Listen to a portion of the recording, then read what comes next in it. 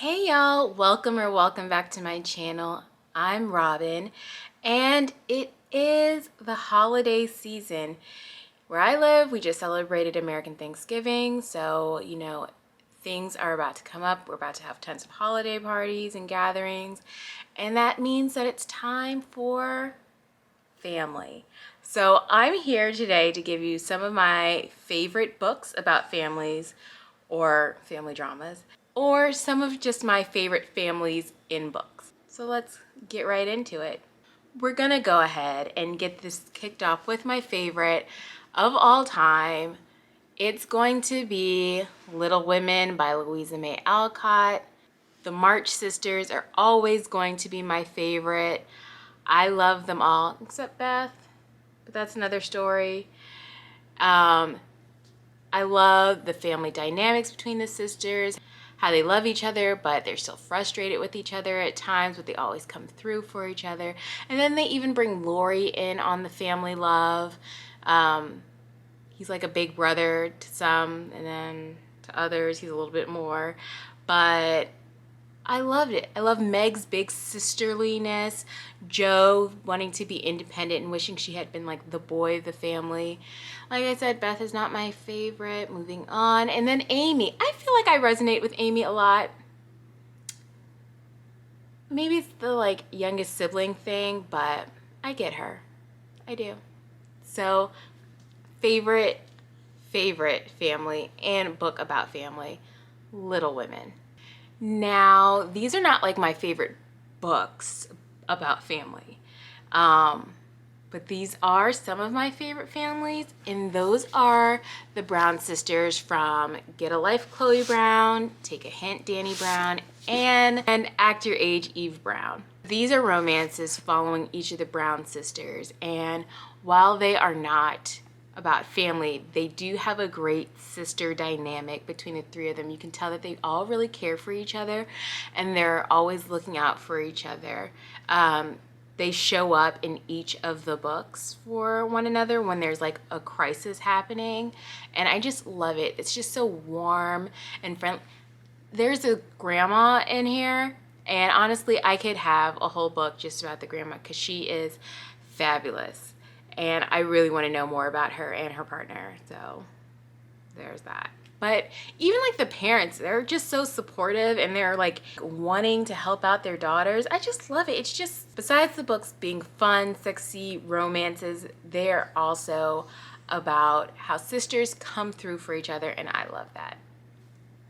A second family that I still haven't finished the series, but I do love is the Call family from the Greenbone Saga by Fonda Lee.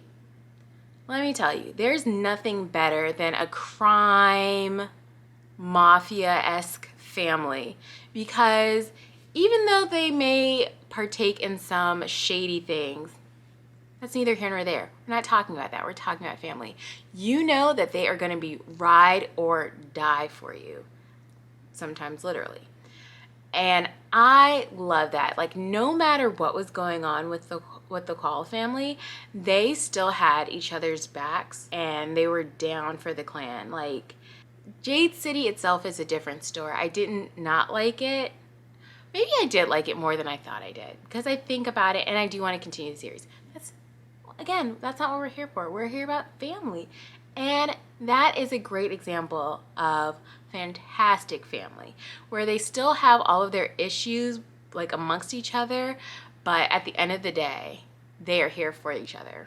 Love that. Next, I'm going to go with some of my favorite family dramas or sagas. I love a good family saga or multi-generational saga. The best. First, I have The Children's Crusade by Ann Packer. This is about 4 siblings who grew up with a sort of absent mom and a very hands-on, present dad. But they're all kind of vying for their mom's attention in different ways. Some are rebellious, some try to be like the best child in the family so that no one has any complaints. Like, they want the best grades, they want to be the most well-behaved. Others are just like, you know what, F this, I'm gonna do what I want F my mom, and kind of my dad, and my siblings. And you kind of get a perspective from each of the siblings about how they view certain situations, which I always find fascinating, that you can be in the same situation and view it completely different than somebody else who was exactly there with you. This is a fantastic look at sibling relationships, at parent-child, more mother-child relationships, and how things grow from your childhood to adulthood, and as people become adults, how those relationships change. And it's just one of my absolute favorites. Also, with sibling dynamics, I have The Vanishing Half by Bennett. This is about two twin sisters who are very light-skinned, and one of the sisters goes on to live her life as white passing, and the other sister remains to live her life as like a black woman. And they split, and you're following both sisters and how they decide to live their life and their offspring, and things converge and shit happens, and you're left with explanations about why someone would choose to be white passing, why someone else would choose not to if they had the opportunity to, the circumstances that led up to these decisions. And it was just a fantastic book all around. The two sisters don't interact as much in like the later half of this, but you get to see a lot of their sister dynamic in the beginning, and then you get to see a lot of the interactions between their offspring, and later parts of it. And it's just a fantastic ride. One of my newer favorite books about families, The Inheritance of Orcadia Davina by Zareta Cordova.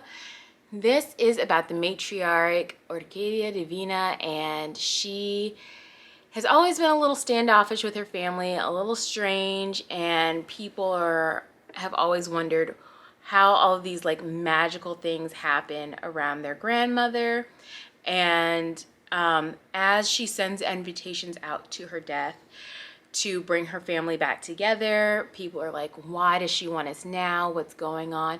And it's not just like the siblings, it's like the cousins, and you really get to see how everyone interacts with each other and their feelings towards their grandmother or mother, because she's so mysterious, and people are like, well, why is she the way that she is? And you get to go into her backstory with her own upbringing and what made her the way that she was.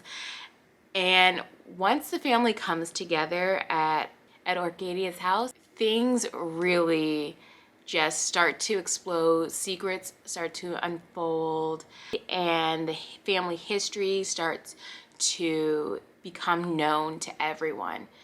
It was good. I loved it. It was such a good time. Then for multi-generational, I have Homegoing by Agassi, and this is a look at two sisters from the same, they weren't from the same village, but they were from like the same area. One is captured by slave traders and is sent on a ship to become a slave in America, and you follow her descendants as they are slaves, as they come out of slavery, and they try to make sense of a world where they're now free. Then you have this other woman who stays in Ghana, and she raises her descendants. Her descendants go through warfare in Ghana and recovering from that war and further along until things happen. But you get to see how two people can live in the same place and have very traumatic experiences, and then the